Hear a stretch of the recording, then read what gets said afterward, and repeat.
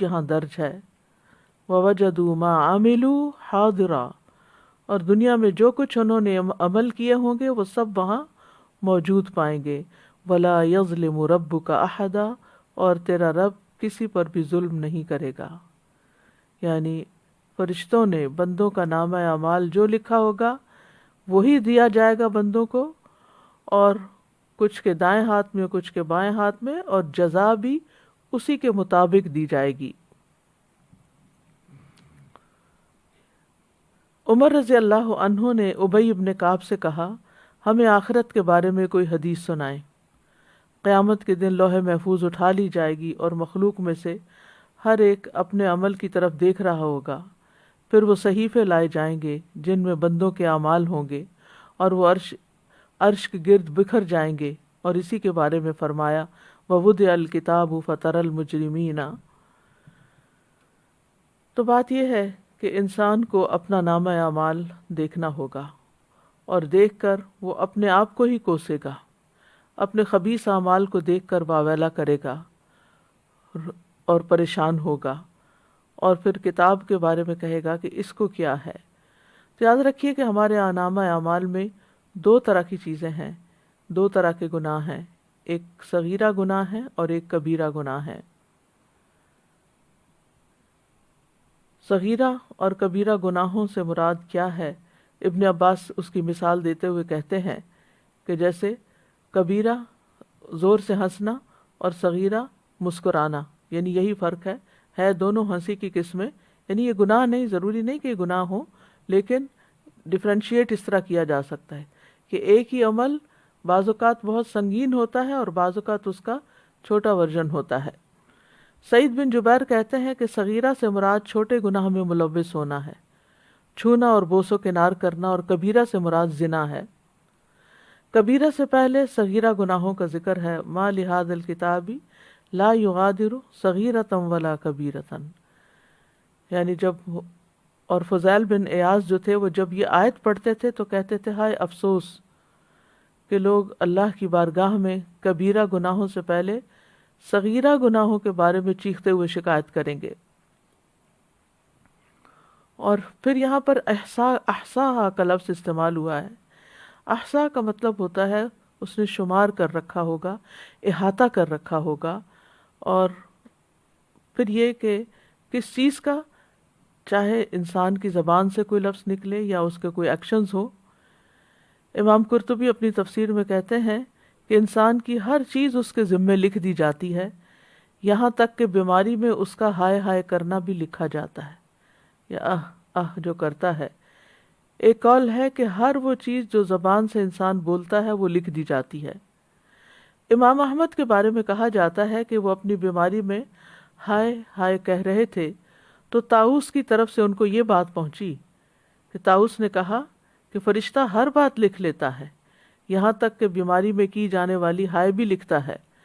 اس کے بعد امام احمد نے کبھی ہائے ہائے نہیں کی یہاں تک کہ فوت ہو گئے، اس کے بجائے اللہ کا ذکر کرتے ہوں گے۔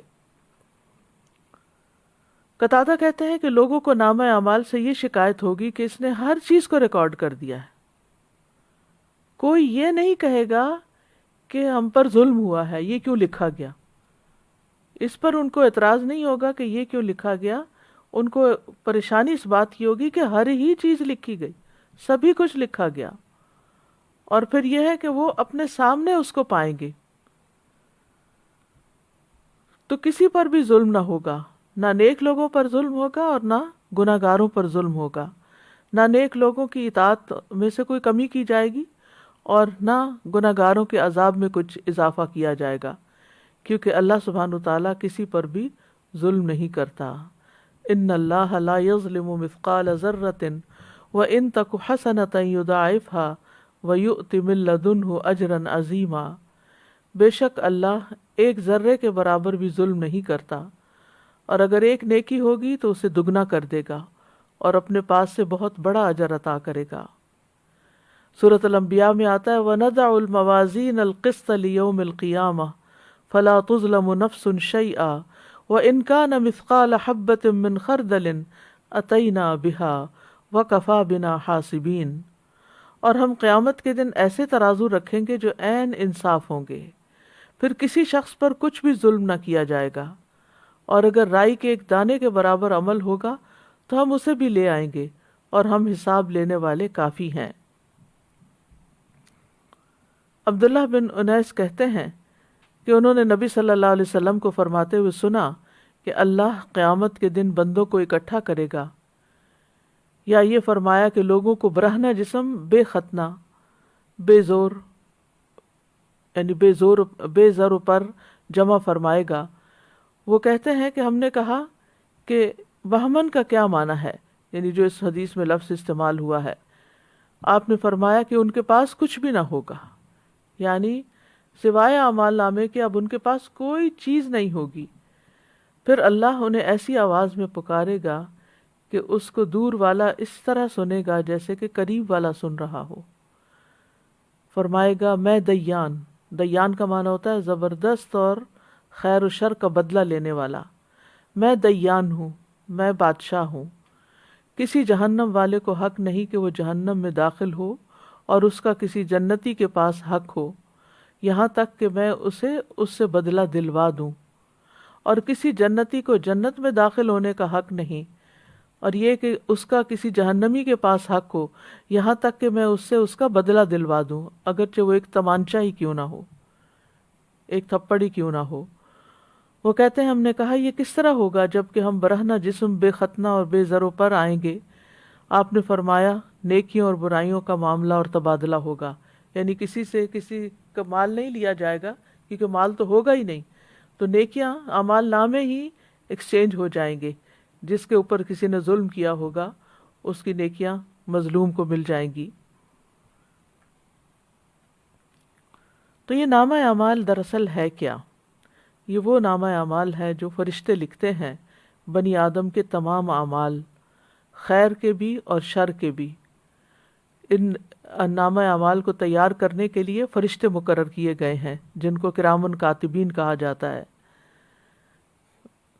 قرآن مجید میں آتا ہے سورۃ قاف میں وَلَقَدْ خَلَقْنَا الْإِنسَانَ وَنَعْلَمُ مَا تُوَسْوِسُ بِهِ نَفْسُهُ وَنَحْنُ أَقْرَبُ إِلَيْهِ مِنْ حَبْلِ الْوَرِيدِ اذ يتلقى المتلقيان عن اليمين وعن الشمال قعيد ما يلفظ من قول الا لديه رقيب عتيد۔ اور بلا شبہ یقیناً ہم نے انسان کو پیدا کیا اور جو کچھ اس کے دل میں وسوسہ گزرتا ہے اسے بھی ہم جانتے ہیں، یعنی صرف زبانی باتیں ہی نہیں بلکہ اندر کے خیالات بھی، نیتیں بھی، اور ہم اس کی رگے جان سے بھی زیادہ اس کے قریب ہیں۔ جب اس کے ہر قول و فعل کو دو لینے والے لیتے ہیں جو دائیں طرف اور بائیں طرف بیٹھے ہیں، وہ کوئی بات منہ سے نہیں نکالتا مگر اس کے پاس ایک تیار نگران ہوتا ہے۔ تو گویا زبان سے نکلنے والا ہر جملہ، ہر لفظ، ہر آہ، ہر ہائے، ہر چیز لکھی جاتی ہے، یعنی تیار نگران بیٹھا ہوتا ہے جو فوراً جھپٹ لیتا ہے، ہر کلام لکھ لیتا ہے خواہ وہ اچھا ہو یا برا ہو۔ یہاں تک کہ فرشتہ اس کی یہ بات بھی لکھ لیتا ہے جب انسان کہتا ہے میں نے کھایا، میں نے پیا، میں گیا، میں آیا، میں نے دیکھا، یہ سب باتیں بھی وہ لکھتے جاتے ہیں۔ یہاں تک کہ جب جمعرات کا دن آتا ہے پھر اس کے قول اور عمل پیش کیے جاتے ہیں، تو جس قول یا فعل میں بھلائی یا شر ہوتا ہے اس کو باقی رہنے دیا جاتا ہے اور باقی کی تمام چیزیں ختم کر دی جاتی ہیں، اور اللہ کے اس فرمان سے یہی مراد ہے یمحو اللہ ما یشاء ویثبت وعندہ ام الکتاب، اللہ مٹا دیتا ہے جو چاہتا ہے اور ثابت رکھتا ہے، یعنی جو چاہتا ہے، اور اسی کے پاس ہے اصل کتاب۔ معمر کہتے ہیں کہ حسن بصری نے یہ آیت تلاوت کی عن الیمین وعن الشمال قعید، کہ جو دائیں طرف اور بائیں طرف بیٹھے ہیں، تو کہتے ہیں کہ اے ابن آدم، میں نے تمہارے لیے تمہارے صحیفے کو کھول دیا اور تمہارے ساتھ دو معزز فرشتے مقرر کیے گئے، ان میں سے ایک تمہارے دائیں طرف ہے اور ایک تمہارے بائیں طرف ہے۔ تو جو تمہارے دائیں طرف ہے وہ تمہاری نیکیوں کو ریکارڈ کرتا ہے، اور جو بائیں طرف ہے برائیوں کو ریکارڈ کرتا ہے۔ بس جو چاہو عمل کرو، جو چاہو عمل کرو، تھوڑا کرو یا زیادہ کرو، یہاں تک کہ جب تم مر جاؤ گے تو تمہارا نامہ اعمال لپیٹ دیا جائے گا، پھر وہ تمہاری گردن میں تمہارے ساتھ تمہاری قبر میں ڈال دیا جائے گا۔ یہاں تک کہ قیامت کے دن ایک ایسی کتاب کی صورت میں نکالا جائے گا جسے تم کھلا ہوا پاؤ گے، اور کہا جائے گا اقرأ کتابک کفا بنفسک الیوم علیک حسیبا، اپنی کتاب پڑھ لو، آج تم خود اپنے آپ پر بطور محاسب خود ہی حساب لینے والے کافی ہو۔ اللہ کی قسم اس ہستی نے تمہارے ساتھ انصاف ہی کیا ہے کہ اس نے خود ہی تمہیں تمہارا محاسب بنا دیا۔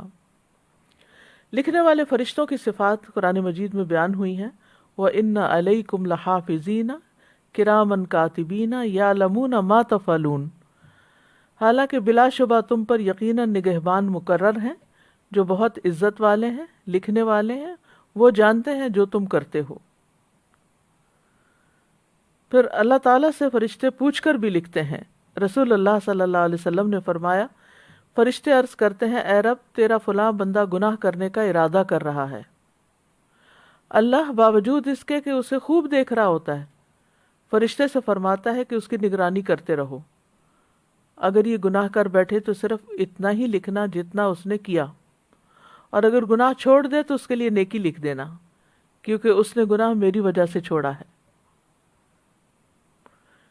بائیں فرشتے کی ایک خاص ذمہ داری ہے۔ رسول اللہ صلی اللہ علیہ وسلم نے فرمایا، بے شک بائیں طرف والا فرشتہ 6 گھڑیاں مسلمان گناہگار بندے سے اپنا قلم اٹھائے رکھتا ہے، یعنی گناہ کرنے کے بعد بھی وہ 6 گھڑیاں قلم اٹھائے رکھتا ہے، پھر اگر وہ شرمندہ ہو اور اللہ سے اس گناہ سے استغفار کر لے تو وہ قلم رکھ دیتا ہے، لکھتا نہیں، ورنہ ایک گناہ لکھ دیتا ہے۔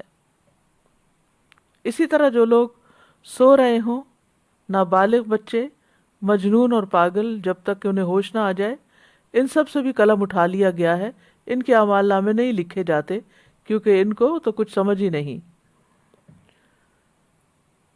تو نامہ اعمال کس لیے لکھے جائیں گے؟ تاکہ وہ انسان پر گواہ بن سکیں۔ رسول اللہ صلی اللہ علیہ وسلم نے فرمایا، بے شک اللہ تعالیٰ فرماتے ہیں اے میرے بندو، یہ تمہارے اعمال ہیں کہ جنہیں میں تمہارے لیے شمار کر رہا ہوں، پھر میں تمہیں ان کا پورا پورا بدلہ دوں گا۔ تو جو آدمی بہتر بدلہ پائے وہ اللہ کا شکر ادا کرے، اور جو بہتر بدلہ نہ پائے تو وہ اپنے ہی نفس کو ملامت کرے۔ یعنی خود انسان کے لیے یہ سب کچھ لکھوایا جا رہا ہے تاکہ کل کو انسان انکار نہ کر سکے کہ میں نے تو یہ کیا ہی نہیں تھا۔ ذرہ برابر خیر و شر بھی نامہ اعمال میں محفوظ کر لیا جاتا ہے۔ سورۃ الزلزلہ میں آتا ہے، فَمَن يَعْمَلْ مِثْقَالَ ذَرَّةٍ خَيْرًا يَرَهُ وَمَن يَعْمَلْ مِثْقَالَ ذَرَّةٍ شَرًّا يَرَهُ، جس نے ذرہ بھر نیکی کی ہوگی وہ اسے دیکھ لے گا، اور جس نے ذرہ بھر بدی کی ہوگی وہ بھی اسے دیکھ لے گا۔ نیکیاں اور گناہ دونوں لکھے جائیں گے۔ ابن عباس سے روایت ہے کہ رسول اللہ صلی اللہ علیہ وسلم اپنے رب تبارک و تعالیٰ سے روایت کرتے ہوئے فرماتے ہیں کہ بے شک اللہ نے نیکیاں اور برائیاں لکھی، پھر ان کو بیان فرمایا، پس جس نے کسی نیکی کا ارادہ کیا لیکن اس پر عمل نہ کر سکا، اللہ نے اس کے لیے اپنے پاس ایک مکمل نیکی کا بدلہ لکھا۔ اگر اس نے ارادے کے بعد عمل بھی کر لیا تو اللہ تعالیٰ نے اپنے پاس اس کے لیے 10 نیکیوں سے لے کر 700 تک بلکہ اس سے بھی زیادہ لکھا۔ اور جس نے کسی برائی کا ارادہ کیا پھر اس پر عمل نہیں کیا تو اللہ نے اس کے لیے اپنے پاس ایک مکمل نیکی لکھی، اور اگر اس نے ارادے کے بعد اس پر عمل بھی کر لیا تو اللہ نے اس کے لیے صرف ایک برائی لکھی۔ اسی طرح بیماری یا سفر کی وجہ سے اگر کوئی شخص کوئی کام نہیں کر سکتا تو وہ اس کے لیے لکھ دیا جاتا ہے، یعنی اگر نہیں بھی کر پا رہا تو بھی جو صحت کی حالت میں اور گھر میں رہتے ہوئے وہ کرتا تھا، وہ سفر کی حالت میں بھی وہ سارے اعمال اس کے نامہ اعمال میں لکھے چلے جاتے ہیں۔ رسول اللہ صلی اللہ علیہ وسلم نے فرمایا، جب کوئی بندہ بیمار ہوتا ہے یا سفر میں جاتا ہے تو اس کے وہ تمام اعمال لکھ دیے جاتے ہیں جو وہ حالت قیام اور زمانہ تندرستی میں کیا کرتا تھا۔ رسول اللہ صلی اللہ علیہ وسلم نے یہ بھی فرمایا کہ جب مسلمان آدمی بیمار ہوتا ہے تو اللہ تعالیٰ اعمال لکھنے والے فرشتوں سے کہتے ہیں کہ یہ بندہ اپنی صحت مندی میں جو بہترین اعمال کرتا تھا ان کے مطابق اس کا اجر و ثواب لکھتے جاؤ یہاں تک کہ میں اسے شفا عطا کر دوں۔ تو اس لیے بندہ مومن کے لیے تو بیماری بھی ایک رحمت ہے کہ اس کو بیماری پر صبر کرنے کا، تکلیف اٹھانے کا بھی اجر ملتا ہے، اور اس کے ساتھ ساتھ اس کے نامہ اعمال میں نیکیاں بھی لکھی جاتی ہیں۔ اسی طرح جو شخص اچھی نیت رکھتا ہے اور پھر کام نہیں کر سکتا تو اس کی نیت کی وجہ سے بھی اس کو اجر ملتا ہے۔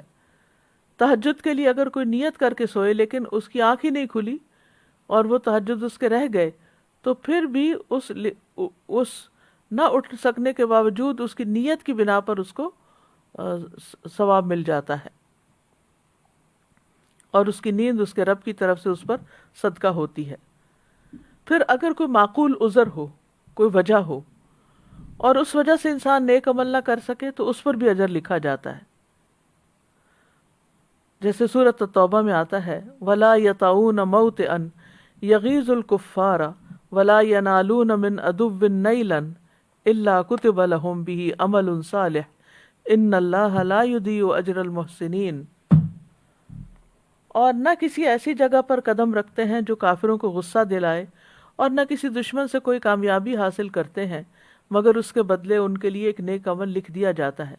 یقیناً اللہ نیکی کرنے والوں کا اجر ضائع نہیں کرتا۔ یعنی یہ ان لوگوں کے بارے میں آیت اتری تھی جو جنگ تبوک سے پیچھے رہ گئے تھے کیونکہ ان کے پاس سواریاں نہیں تھی، وہ ساتھ نہیں جا سکتے تھے، تو ان کے بارے میں کہا گیا کہ جہاں جہاں بھی لشکر جا رہا ہے یہ ان کے ساتھ ہیں اور ان کے لیے بھی نیک عمل لکھا جا رہا ہے کیونکہ ان کا سچا ارادہ تھا جانے کا۔ اسی طرح مسجد کی طرف جانے والے قدم بھی لکھے جاتے ہیں۔ بنو سلمہ کے لوگ مدینہ کے ایک کونے میں مسجد سے دور رہتے تھے، انہوں نے مسجد کے قریب منتقل ہونے کا ارادہ کیا تو یہ آیت نازل ہوئی اِنَّا نَحْنُ نُحْيِي الْمَوْتَى وَنَكْتُبُ مَا قَدَّمُوا وَآثَارَهُمْ، بے شک ہم ہی زندہ کریں گے مردوں کو اور ہم لکھ رہے ہیں جو انہوں نے آگے بھیجا اور ان کے آثار بھی۔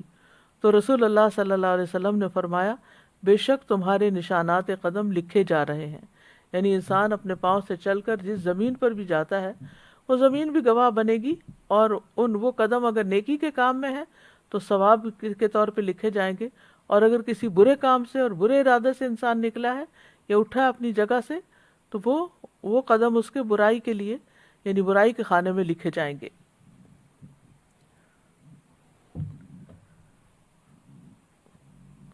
اسی طرح طواف میں اٹھائے گئے قدم وہ بھی لکھے جاتے ہیں۔ رسول اللہ صلی اللہ علیہ وسلم نے فرمایا جو شخص گن کر طواف کے 7 چکر لگائے اور 2 رکعت نماز پڑھے تو یہ ایک غلام آزاد کرنے کے برابر ہے، یعنی ثواب ہے۔ اور جو شخص ایک قدم بھی اٹھاتا یا رکھتا ہے، یعنی ایک اٹھاتا ہے ایک رکھتا ہے ایک اٹھاتا ہے ایک رکھتا ہے، تو ہر قدم پر اس کے لیے 10 نیکیاں لکھی جاتی ہیں اور اس سے 10 گناہ مٹائے جاتے ہیں اور اس سے 10 درجات بلند کیے جاتے ہیں۔ تو اس سے انسان اندازہ کر سکتا ہے کہ کتنا زیادہ اجر و ثواب ہے۔ پھر حاجی کی سواری کے قدم لکھے جاتے ہیں۔ نبی صلی اللہ علیہ وسلم نے فرمایا جب تم اپنے گھر سے بیت الحرام کے ارادے سے نکلتے ہو تو تمہاری اونٹنی کوئی قدم نہیں رکھتی اور نہ اسے اٹھاتی ہے مگر اللہ تعالیٰ اس کے ساتھ تمہارے لیے ایک نیکی لکھ دیتا ہے اور تم سے ایک گناہ مٹا دیتا ہے۔ یعنی حاجی سفر پر ہی نکلتا ہے، اپنا ایک قدم اٹھاتا ہے، سواری پر بیٹھتا ہے، تو بظاہر تو یہ انسان کہتا ہے کہ میرا پتہ نہیں کیا ثواب ہے کیا نہیں، میں تو سواری پر بیٹھا ہوا ہوں، لیکن اس کا بھی اجر بتا دیا گیا کہ اگر یعنی کہ سواری پر وہ اللہ کے کام کے لیے نکلتا ہے، بیت الحرام کی طرف نکلتا ہے، تو جو قدم سواری اٹھاتی ہے وہ اس ہر قدم کے لیے نیکی لکھی جاتی ہے۔ پھر اسی طرح سلام کرنا اور سلام کا جواب دیا جانا، اس میں بھی یعنی انسان کے لیے نیکیاں لکھی جاتی ہیں۔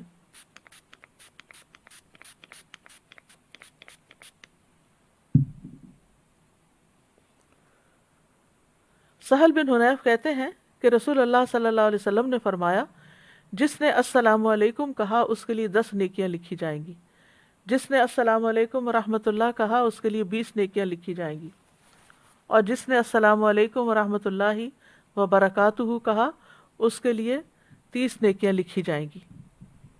اسی طرح جو تسبیحات ہم پڑھتے ہیں، آپ نے فرمایا اللہ نے 4 کلمات چنے ہیں، سبحان اللہ والحمد للہ ولا الہ الا اللہ واللہ اکبر۔ جس نے سبحان اللہ کہا اس کے لیے 20 نیکیاں اور 20 برائیاں مٹا دی جاتی ہیں۔ جس نے اللہ اکبر کہا اس کے لیے بھی اسی طرح، اور جس نے لا الہ الا اللہ کہا اس کے لیے بھی اسی طرح، الحمدللہ کہا اس کے لیے بھی، یعنی 4 کلمات پہ ہر کلمہ کہنے پر یہ نیکیاں لکھی جاتی ہیں اور ساتھ برائیاں بھی مٹائی جاتی ہیں۔ اسی طرح گھر والوں پہ خرچ کرنے اور مریض کی عیادت کرنے کا ثواب بھی لکھا جاتا ہے۔ رسول اللہ صلی اللہ علیہ وسلم نے فرمایا، جو شخص اللہ کی راہ میں اپنی زائد چیز خرچ کر دے تو اس کا ثواب 700 گنا تک ہوگا۔ تو اگر ضرورت کی چیز خرچ کرے تو کتنا زیادہ ثواب ہوگا۔ اور جو اپنی ذات پر اور اپنے اہل خانہ پر خرچ کرے، یا کسی بیمار کی عیادت کرے، یا کسی تکلیف دہ چیز کو راستے سے ہٹا دے، تو ہر نیکی کا بدلہ اس کی مثل 10 نیکیاں ہوں گی۔ اسی طرح جانور کی خوراک کے دانے کے بدلے نیکی لکھی جاتی، یعنی اگر آپ میں سے پرندے ہیں وہ ہو گئے، یا ویسے آپ نے کوئی جانور پالے ہوئے ہیں تو جو بھی چارہ ان کو کھلاتے ہیں ہر دانے کے بدلے نیکی لکھی جاتی ہے۔ روح بن زمبا کہتے ہیں کہ ایک مرتبہ وہ تمیم داری کے ہاں ملاقات کے لیے گئے، وہاں پہنچ کر دیکھا کہ وہ خود اپنے گھوڑے کے لیے جو کے دانے صاف کر رہے ہیں، حالانکہ ان کے اہل خانہ بھی وہیں تھے۔ روح ان سے کہنے لگے، کیا ان میں سے کوئی یہ کام نہیں کر سکتا، انہیں گھر والے نہیں کر سکتے؟ تمیم نے فرمایا، کیوں نہیں، لیکن بات یہ ہے کہ میں نے رسول اللہ صلی اللہ علیہ وسلم کو فرماتے ہوئے سنا کہ جو مسلمان اپنے گھوڑے کے لیے جو کے دانے صاف کرے پھر اسے وہ کھلا دے تو اس کے لیے ہر دانے کے بدلے میں ایک نیکی لکھی جائے گی۔ پھر اسی طرح اللہ کے راستے میں رکھے گئے جانور کے آثار لکھے جانا۔ پہلے زمانے میں تو ظاہر ہے کہ جانوروں کے اوپر سواری کی جاتی تھی، آج کے دور میں گاڑیاں ہیں، تو اسی اعتبار سے جو شخص نیکی کے کاموں کے لیے اپنی سواری رکھتا ہے تو اس کے لیے اسی طرح اجر ہے۔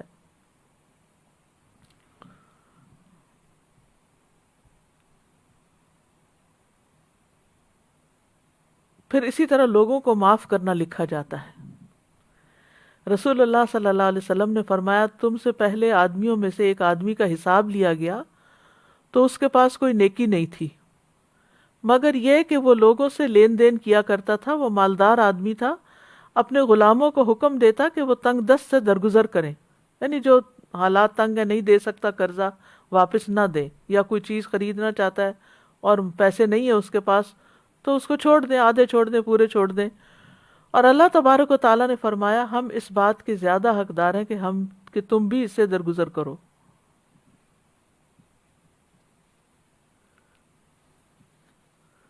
یعنی فرشتوں سے کہا کہ تم بھی اس سے درگزر کرو۔ پھر اسی طرح لوگوں کی تکلیف پریشانی دور کرنا یہ بھی لکھا جاتا ہے۔ رسول اللہ صلی اللہ علیہ وسلم نے فرمایا، جو شخص کسی مسلمان کی کسی پریشانی کو دور کرتا ہے، اللہ تعالیٰ قیامت کے دن اس کی پریشانی کو دور کرے گا، اور جو کسی مسلمان کی پردہ پوشی کرتا ہے، اللہ تعالیٰ قیامت کے دن اس کی پردہ پوشی فرمائے گا، یعنی اس کے عیب ظاہر نہیں کرے گا۔ اس لیے بہت ضروری ہے کہ انسان دوسروں کی غیبت نہ کرے، دوسروں کی عیب جوئی نہ کرے، دوسروں کی برائیاں کسی اور کے سامنے ظاہر نہ کرے۔ پھر راستے سے تکلیف دہ چیز ہٹانا۔ رسول اللہ صلی اللہ علیہ وسلم نے فرمایا، جس نے مسلمانوں کے راستے سے تکلیف دہ چیز ہٹائی، کوئی فرنیچر ہے، کوئی اینٹ پتھر ہے، کسی قسم کی کوئی بھی چیز، اللہ اس کے لیے ایک نیکی لکھے گا، اور جس کے لیے اللہ نیکی لکھ دیتا ہے اسے اس کی وجہ سے جنت میں داخل کر دیتا ہے۔ پھر جس طرح نیکیاں لکھی جاتی ہیں اس طرح گناہ بھی لکھے جاتے ہیں، تو اس سے بھی ڈرنا چاہیے۔ چھوٹے چھوٹے گناہ بھی لکھے جاتے ہیں۔ نبی صلی اللہ علیہ وسلم نے حضرت عائشہ سے فرمایا، اے عائشہ، معمولی گناہوں سے اپنے آپ کو بچاؤ، کیونکہ اللہ عز و جل کے ہاں ان کی بھی تفتیش ہو سکتی ہے۔ پھر آنکھ کی خیانت بھی لکھی جاتی ہے۔ رسول اللہ صلی اللہ علیہ وسلم نے حضرت علی سے فرمایا، اے علی، نامحرم عورت پر ایک نظر پڑ جائے تو دوبارہ نہ ڈالو، کیونکہ پہلی نظر تمہیں معاف ہے، دوسری نہیں۔ پھر رازوں اور سرگوشیوں کا لکھا جانا، یعنی راز اور وسپرنگ جو ہے، یعنی چپکے چپکے جو باتیں کی جاتی ہیں، یہ بھی فرشتے سن لیتے ہیں اور وہ بھی لکھ لیتے ہیں۔ سورہ زخرف میں آتا ہے، ام یحسبون انا لا نسمع سرهم ونجواهم بلا ورسلنا لدیہم یکتبون۔ یا وہ گمان کرتے ہیں کہ بے شک ہم ان کا راز اور ان کی سرگوشی نہیں سنتے؟ کیوں نہیں، اور ہمارے بھیجے ہوئے ان کے پاس لکھتے رہتے ہیں۔ بلا ورسلنا لدیہم یکتبون، پھر معمولی خیانتیں بھی لکھی جاتی ہیں۔ نبی صلی اللہ علیہ وسلم مال غنیمت میں سے ایک جانور کی پیشانی کے بال پکڑتے اور فرماتے اس میں سے میرا بھی وہی حصہ ہے جو تم میں سے کسی کا ہے، سوائے خمس کے، اور وہ بھی تم پر ہی لوٹا دیا جاتا ہے، لہٰذا دھاگا اور سوئی یا اس سے بھی کم درجے کی چیز ہو تو واپس کر دو، اور خیانت سے بچو کیونکہ وہ قیامت کے دن خائن کے لیے باعث عار و ندامت ہوگی۔ پھر اسی طرح مسجد میں گندگی پھیلانا بھی لکھا جاتا ہے۔ نبی صلی اللہ علیہ وسلم نے فرمایا میری امت کے اعمال مجھ پہ پیش کیے گئے، نہیں لکھے ہوئے، پیش کیے گئے، دکھائے گئے، تو میں نے ان کے برے اعمال میں سے مسجد میں تھوکنا اور اس کا دفن نہ کرنا پایا۔ پھر غلاظت پھیلانا، نبی صلی اللہ علیہ وسلم نے فرمایا جس شخص نے قبلہ رخ تھوک دیا وہ قیامت کے دن اس حال میں آئے گا کہ اس کا تھوک اس کی دونوں آنکھوں کے درمیان ہوگا، یعنی پیشانی پہ لگا ہوا ہوگا۔ پھر اسی طرح تنہائی میں کیے گئے حرام کام بھی لکھے جاتے ہیں۔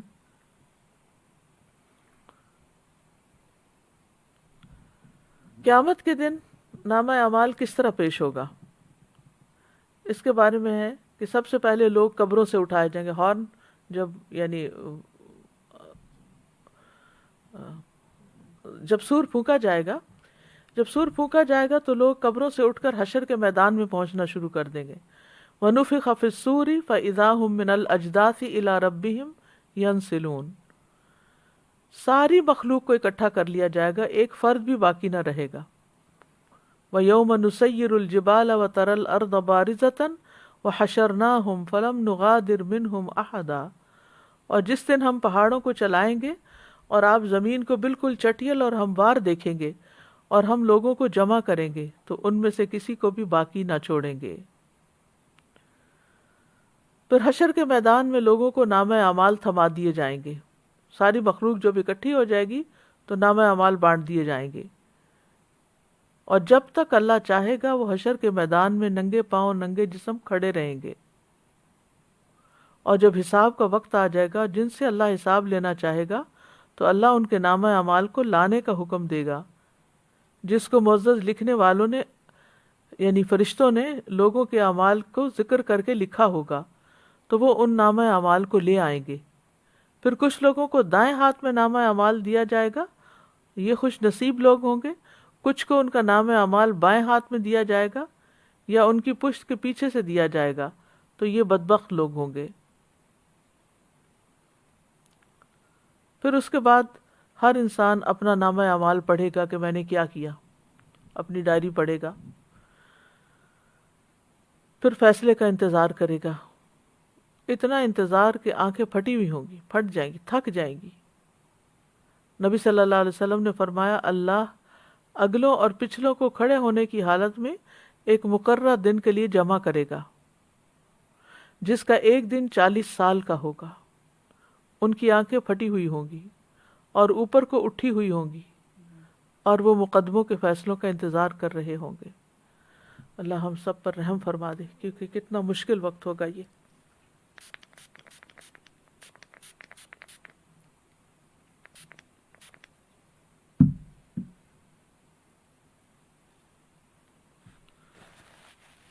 حشر کا دن بہت لمبا ہوگا۔ نبی صلی اللہ علیہ وسلم نے آیت تلاوت کی یوم یقوم الناس لرب العالمین، اور فرمایا اس وقت تمہارا کیا حال ہوگا جب اللہ تمہیں 50,000 سال کے لیے اس طرح اکٹھا کرے گا جس طرح تیر کو کمان میں ڈالا جاتا ہے، اور پھر اللہ تعالیٰ اتنا عرصہ تمہاری طرف نظر بھی نہیں کرے گا، یعنی کتنا سخت دن ہوگا۔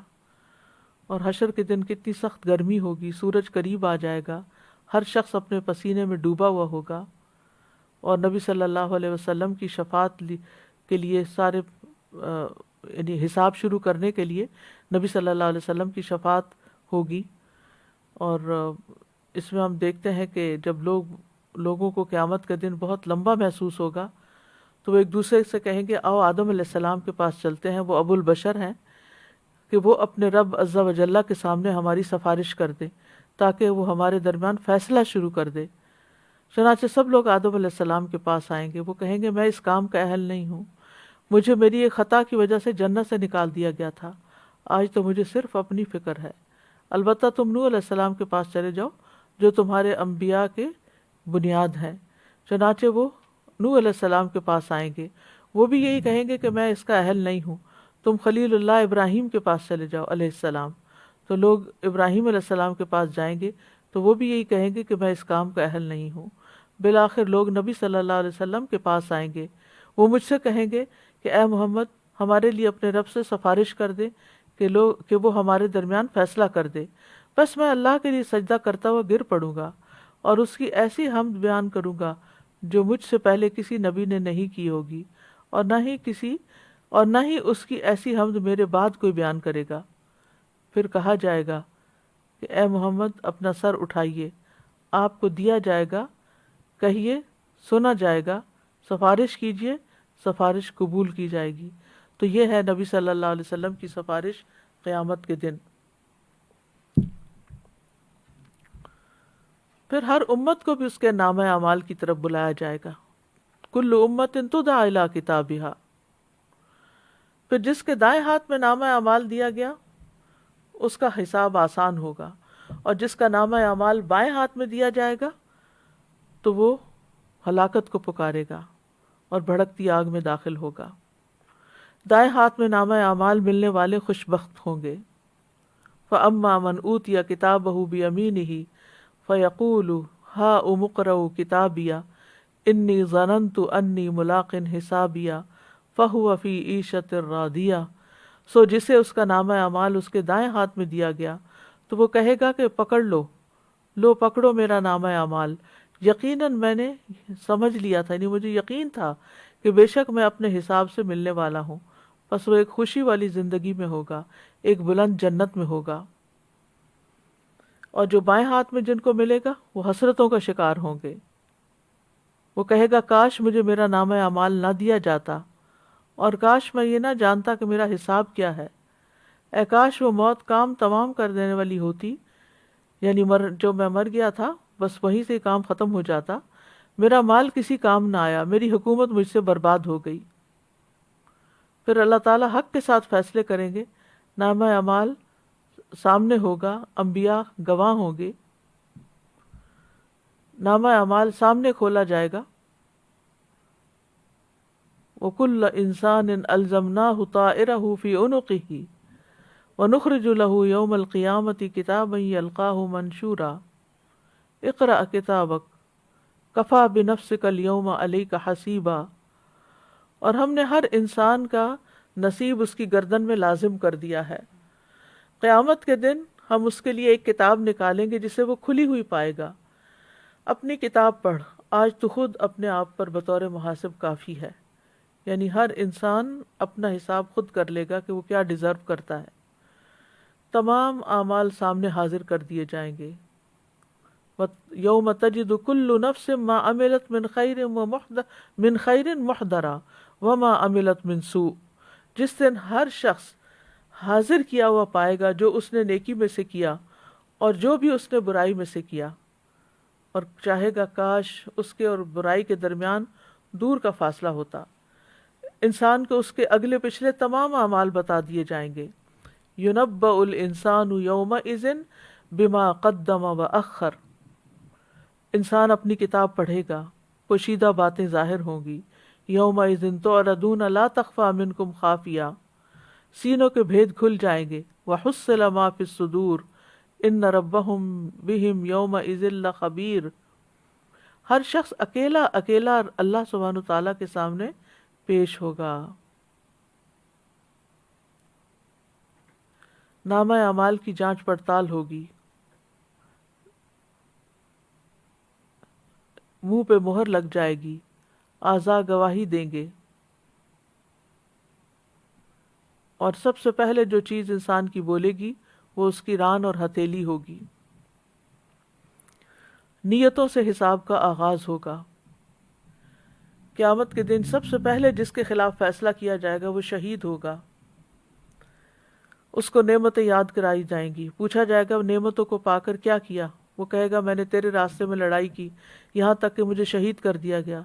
اللہ تعالیٰ فرمائے گا تو نے جھوٹ بولا، تم اس لیے لڑے تھے کہ تمہیں بہادر کہا جائے، سو کہہ دیا گیا۔ یعنی سب سے پہلے حساب ان سے شروع ہوگا۔ پھر اس کے بارے میں حکم دیا جائے گا کہ اس کو منہ کے بل گھسیٹا جائے یہاں تک کہ آگ میں ڈال دیا جائے۔ اسی طرح جس شخص نے علم حاصل کیا اس کا بھی یہی حال ہوگا، اور جس نے مال خرچ کیا خوب اس کا بھی یہی حال ہوگا۔ حقوق اللہ میں سب سے پہلے نماز کا حساب ہوگا۔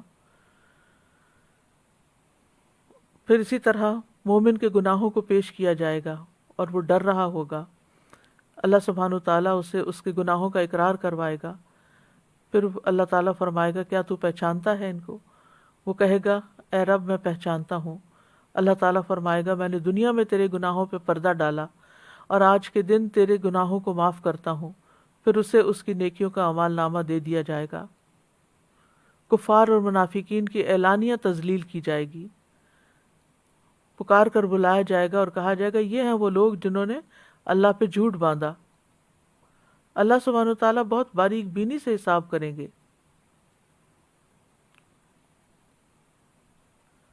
حقداروں کے حقوق کے لیے بار بار پیشی ہوگی۔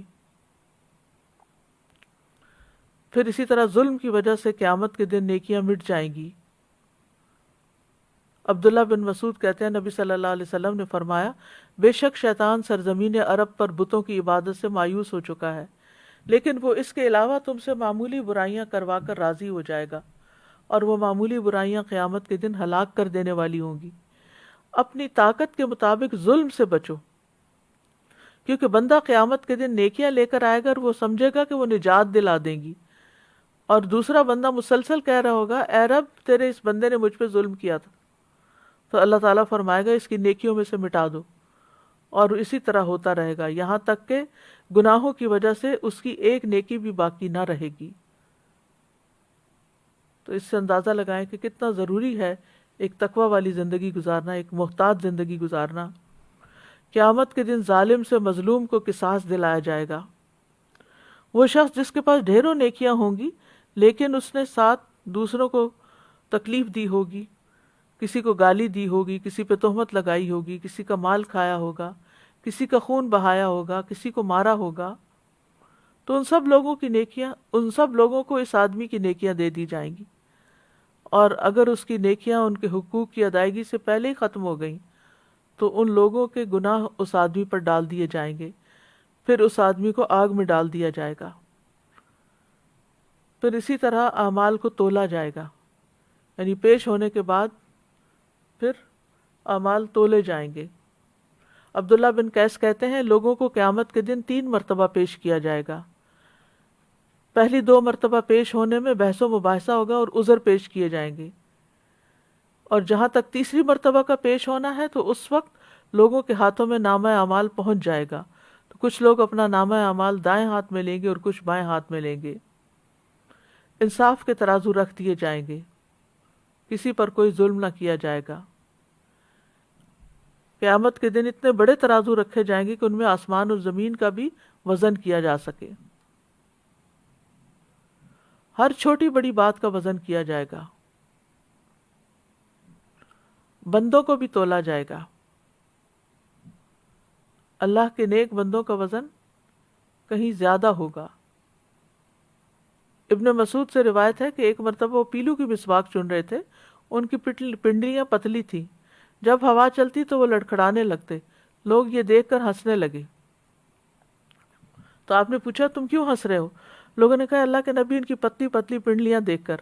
آپ نے فرمایا اس ذات کی قسم جس کے ہاتھ میں میری جان ہے، یہ دونوں پنڈلیاں میزان میں احد پہاڑ سے بھی زیادہ بھاری ہیں۔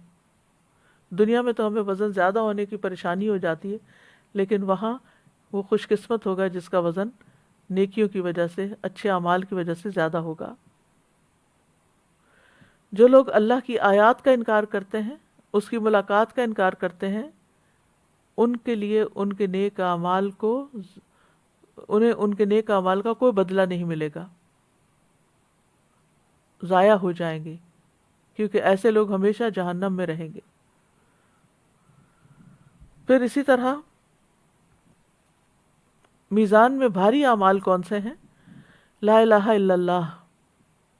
اگر آسمان و زمین اور ان کے درمیان موجود تمام چیزوں کو ترازو کے ایک پلڑے میں رکھ دیا جائے اور لا الہ الا اللہ کو دوسرے پلڑے میں، تو یہ دوسرا پلڑا جھک جائے گا. پھر حسن اخلاق بہترین نیکی ہے. نبی صلی اللہ علیہ وسلم نے فرمایا میزان میں حسن اخلاق سے زیادہ بھاری چیز کوئی نہیں. پھر لمبی خاموشی، یعنی انسان بغیر ضرورت بات نہ کرے. آپ نے فرمایا تم اچھے اخلاق اور طویل خاموشی کو لازم پکڑو، اور اس ذات کی قسم جس کے ہاتھ میں میری جان ہے، مخلوقات نے کوئی ایسا عمل نہیں کیا جو ان دو نیکیوں کے برابر ہو. کون سی دو نیکیاں؟ اچھے اخلاق اور طویل خاموشی. پھر اسی طرح دو کلمات ترازو میں بہت بھاری ہیں اور زبان پہ ہلکے ہیں لیکن رحمان کو بہت عزیز ہیں. سبحان اللہ العظیم، سبحان اللہ و بحمدہ. پھر میزان کو آدھا بھر دینے والا عمل کیا ہے؟ ایک دفعہ سبحان اللہ کہنا. میزان کو پورا بھرنے والا عمل الحمدللہ ہے. سبحان اللہ نصف میزان بھرتا ہے اور الحمدللہ پورا. پھر اسی طرح نماز جنازہ ادا کرنا اور دفنانے تک ساتھ رہنا، یہ احد پہاڑ سے زیادہ وزنی عمل ہے. اسی طرح اولاد کی وفات